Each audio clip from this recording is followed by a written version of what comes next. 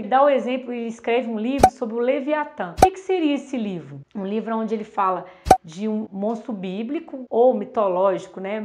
Melhor dizer mitológico, aonde ele que era um monstro que seria protetor, né, da nação. Então, no caso, o Estado. Thomas Hobbes, apesar de ser um filósofo e um pensador absolutista e pensar no Estado e no rei como algo que protege a nação, porque ele fala que os homens nascem egoístas, violentos por natureza. E isso eu concordo com ele, quando ele diz isso.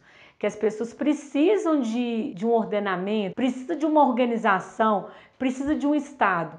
O que acontece no Brasil atualmente? O Estado brasileiro, ele se tornou um Estado fraco.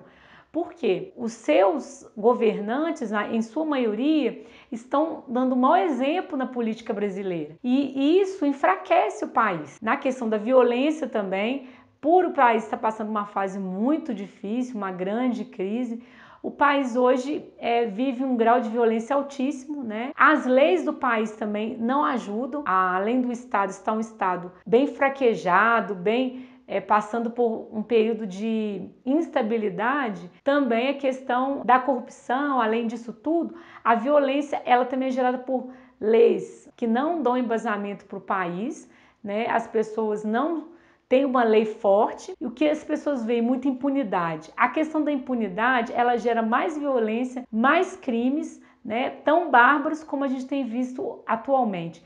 Então, o Thomas Hobbes absolutista de um governo centralizado, eu não concordo, porque a democracia, apesar de todos os problemas que ela tem, que a gente está vivendo, ela ainda é melhor do que os outros sistemas. Mas, quando ele fala que o Estado tem que ser forte, ele está correto, né? O Brasil, para ser um país que tem uma estabilidade maior econômica e política, ele tem que se fortalecer politicamente.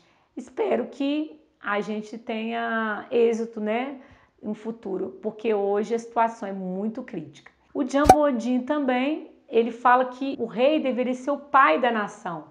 Ele vê o rei como um paizão, bem olhando pela questão mesmo de um pai de família, né? Um rei que protegeria seus súditos. Isso é interessante, isso a gente vê muito na Inglaterra. Os ingleses, eles se adaptam muito bem à monarquia parlamentarista.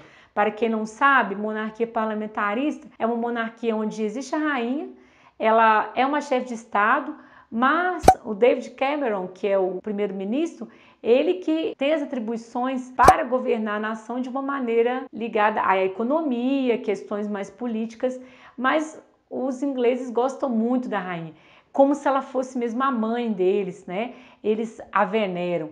Então, a Inglaterra ainda tem, né, a monarquia atualmente, outros países também, e é essa visão mesmo do Jean Bodin de maternalismo, né, visão matriarcal, aonde a família real é como se fosse a própria extensão da família dos súditos. Então, gente, a mensagem que eu queria passar para vocês hoje é sobre esses filósofos absolutistas, né, que tiveram um papel importantíssimo, e também o Dante Alighieri, né, que também foi um pintor, também foi um poeta e também escrevia sobre essa questão do poder enquanto algo que deve estar centralizado na mão de um monarca. Então, isso tudo, esses filósofos todos, em sua maioria, eles acreditavam numa ideia parecida até com do Egito, né?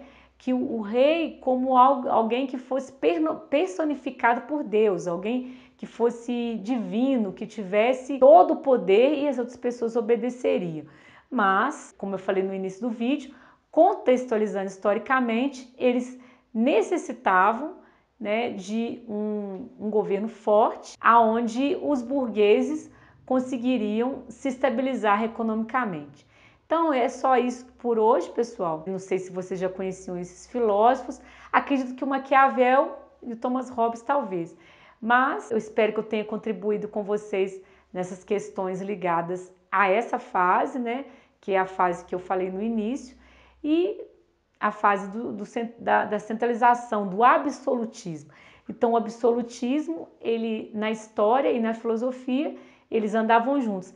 Queria deixar só claro para finalizar que toda teoria filosófica ela tem relação com uma histórica. Então não existe filosofia sem história e nem história sem filosofia. As duas estão juntas. Toda grande revolução tem os filósofos que estão embasando a revolução.